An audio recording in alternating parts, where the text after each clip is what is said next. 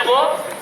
আপনারা দোয়া করবেন যে আগামী বছর আমরা এই ভুল মাঠটাকে কার্পেট দিয়ে পরিপূর্ণ করে আপনাদের নামাজ পড়ার মতো উপযোগী একটা স্থান করে দিতে পারি। এই যে আপনাদের দোয়া কামনা করি আমরা। ইনশাআল্লাহ আমরা আগামী বছর ইমাম সাহেব অবশ্যই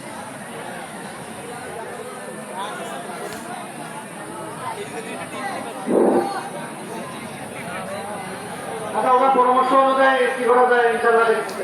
আরেকটা জিনিস শোনেন, যখন আমরা বলে ফেলেছি কার্পেটিং করবো, আমি করবো ইনশাআল্লাহ। এখন মনে করেন যে আমাদের তো সবাই তো সমস্যা একরকম না, যার যার সমস্যা যেরকম আছে, তা আমরা এটা বিফলে যাবে না।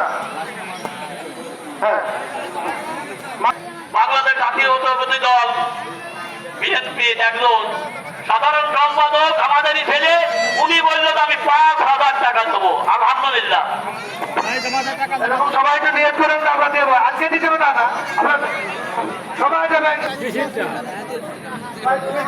সমস্যা নেই, আমরা কি করবো না।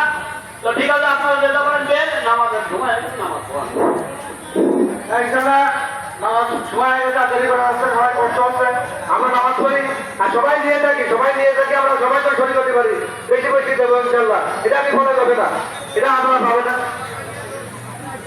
আর আপনারা যারা মিষ্টির দোকানে আছেন, দয়া করে নামাজের সঠিক হন। এরপরে কিন্তু আসলে পাশে বলে একটু বলার থাকে না, যেহেতু 8:30 জামাত, এখন বাজে 8:35 বা 38।